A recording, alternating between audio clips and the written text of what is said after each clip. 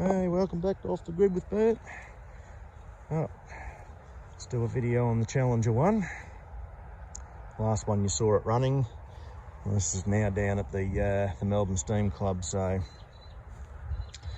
just a little bit of a look around. She's pretty rough in a few areas. The tracks are absolutely shagged. As you can see, they are munted. The track frames, they need work. I've got cocky pup weld down there, stuff like that.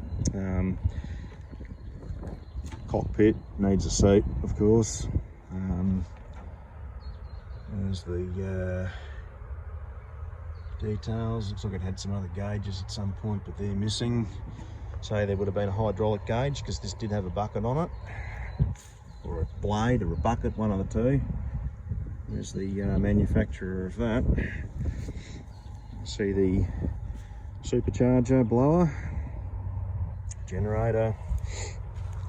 Now the radiator sadly is not looking the best. It's yeah, it's copped a few branches and sticks and things and rocks and whatnot through it. So might get a new one made up out of aluminium, because these brass and copper radiators are thousands of dollars to get done these days. A bit of a close look at the engine.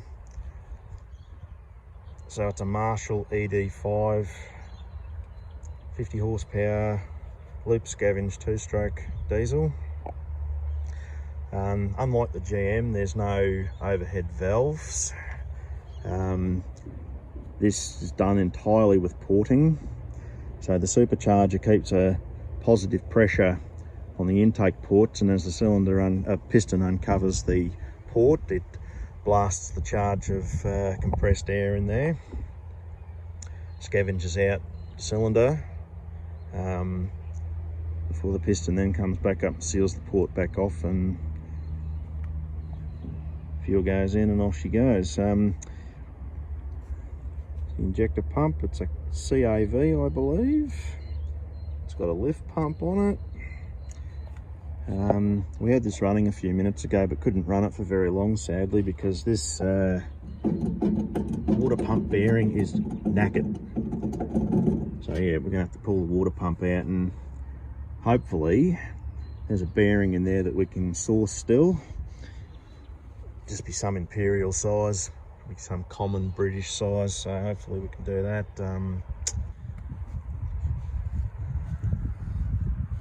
Track adjuster and spring, not too good there. That's going to need a bit of work. The main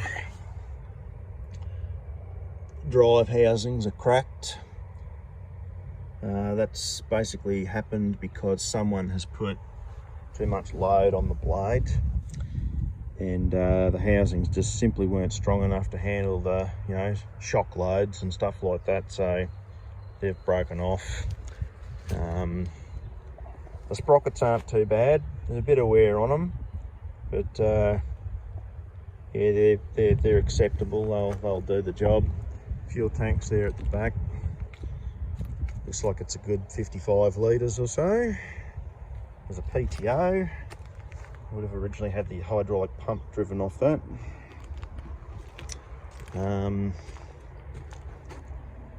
Toolbox on the side here. Battery box on the other side.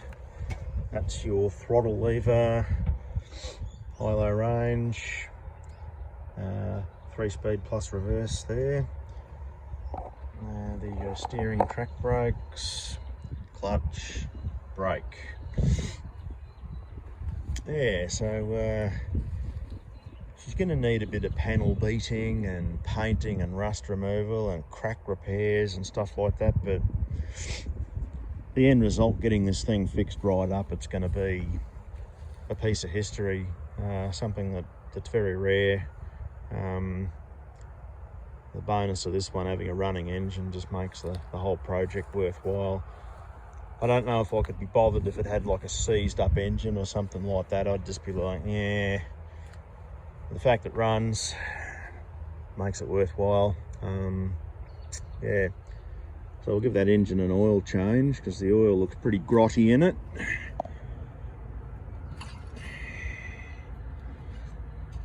It's actually starting to get that that grey sheen to it, so it's been in there for a while, I think. Yeah, it's got an hour counter on the front there. Appears to still work. It's just missing its cover, which is a shame. Could be down in the bottom there somewhere, but we'll have a look. Yeah, so water pump and radiator, get that sorted. Yeah, and then take it for a drive around. Pretty clattery in the tracks because of how bad they are, but you can drive it around. You just wouldn't want to really be doing too much driving with it till they get fixed up. You know, the housings are being held together with a bloody chain, as you can see. Yeah, I know.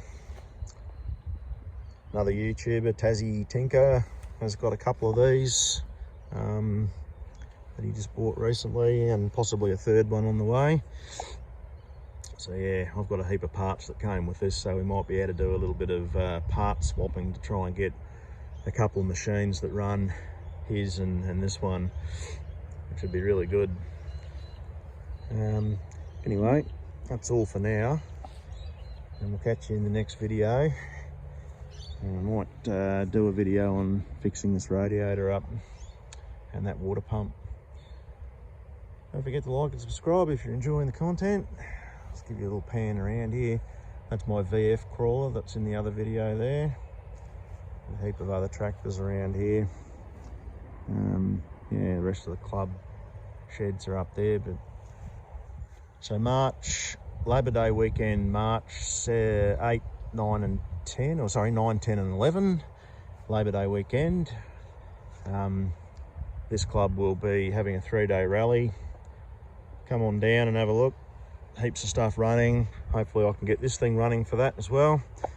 Driving around reliably, and yeah, hope to see you down here.